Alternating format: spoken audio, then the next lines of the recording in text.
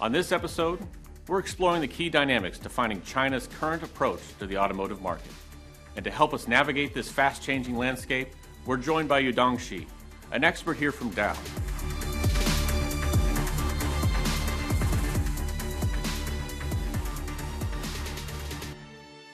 Welcome to The Road Ahead. I'm Ryan Smith, and today I'm joined by Yudong Qi. Yudong brings a wealth of experience in the automotive and materials industries. It's great to have you here, Yudong. Before we dive into today's discussion, could you share a bit about your background and what led you to your current role here at Dow? Thanks for having me, Ryan. I'm Yudong, the Key Account Technical Director from Dow Asia Pacific Mobility team. My core responsibility and truly my passion is to foster and advance the collaboration with the key accounts in mobility industry together with our commercial colleagues through the One Dow Mobility team. It's a great pleasure to be here to talk about the China automotive market, which has been undergoing an electrification revolution for years. I feel so lucky to have the opportunity to participate in this revolution and even contribute to it through my work. As you mentioned, many Chinese consumers, including yourself, are moving from ICE cars to hybrids to EVs as the market transforms in China. Can you tell me a little bit more about the current state of the market in China and how is that evolving? The Chinese automotive market is the biggest in the world and it's still growing quickly. Both the car production volume and the sales volume surpassed 15 million in the first half of 2025. And for the first time, the EV sales reached over 55% market share, surpassing the gasoline car in July 2025. Key drivers for this rapid growth include governmental support, like the incentive, regulations, significant cost reduction, fantastic innovation to entice the consumers, like the autonomous driving, smart cockpits, zero gravity seats, etc. And of course, the driving cost. EVs are no longer niche, they are the mainstream. In fact, China now accounts for nearly 60% of the global EV sales. Beyond the volume growth, we are also seeing the improvements in quality of the EVs. Charging speed is a key factor to improve the user experience and the adoption of the EVs. In China, the fast charging could be commonly seen in the middle and the above level cars. So it seems like a very strong innovation and kind of R&D focus to adoption, but what are some of the ways that you see the OEMs contributing or adapting to this growth? How are they staying competitive in this extremely dynamic market? You know how fierce the competition between the OEMs, especially the Chinese OEMs, is today. This is not only drives the EV price down, makes them more affordable, but also accelerating the technology upgrades. Because all the OEMs are trying their best to innovate, to differentiate themselves.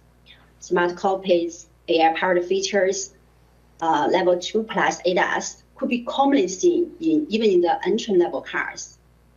Another key trend we are seeing is that the Chinese OEM are going global. They are setting up their manufacturing footprints overseas, especially in Europe, Southeast Asia, and South Africa. Why are they doing this? Actually, the reason is pretty simple.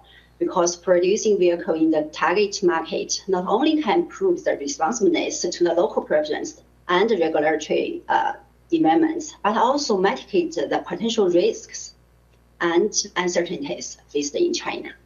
Moving into an area that is, I know, a passion for you and I both, but in the battery space inside the car. So the battery is the backbone, and China takes the leading position in producing the technologies for this backbone inside the EVs. What in your perspective, is how this lithium-ion battery industry is evolving for the EV industry and how it's evolving locally in China? Great question, Ruan. China now accounts for more than 50% of the global lithium battery market share with its fast growth in recent years. Enabled by the strong manufacturer in new energy sector and well-established global supply chain, the total output of the lithium battery in China exceeded 1 terawatt hour in 2024, a 24% increase from 2023. And the battery technology are growing along with the market. They are very diversified. There are different cell geometry, like the prismatic cell, hot cell, cylindrical cell, and different chemistry like the LFP, NMC, sodium battery, semi-solid battery, solid battery. And there are different battery assembling technology evolving from the C2M to C2P to C2C. It underscores the needs of diverse material to support these diverse innovations. That's the area where Dow can help. Now, earlier you mentioned that not only for EVs as a whole, but for batteries specifically, Dow is in a unique position to help both the OEMs and the tiers. Can you talk a little bit more about that? How can Dow help them navigate this fast-growing industry, both in China and also around the world? Definitely, that's the most exciting part. Battery pack design are constantly being upgraded to help increase the battery safety, energy density, and improve the driving range for the EVs. It brings new challenges and opportunities when it comes to choosing the material for battery packs and cells. As a leading material science company with well-established global footprint, our team at Dow has been working very closely with the top battery makers like CATL, EVE, Gaussian in China for years. They've adopted Dow's innovative solutions over the past several years for their product. For example, Dow developed the Bertrand structure adhesive 8200 series and the 8300 series TC structure adhesive, which enhance the battery structure strength and integrity, but also reduce the number of parts required and the overweight of the battery pack. Dow also developed the Dow cell thermoconductive gap filler, TC 5515, 5520, and the Bertrand gap filler 1052, manage the heat dissipation, improve battery safety, but also provide reworkability for the pack. Another exciting technology Dow developed is the thermal insulation foam pad between the cell, Dow cell EF6558, which has unique foam structure and great damping performance and prevents thermal runaway. Last example, Dow also developed the low-density foam potent for cylindrical cell pack and also being leveraged to the prismatic commercial car battery pack.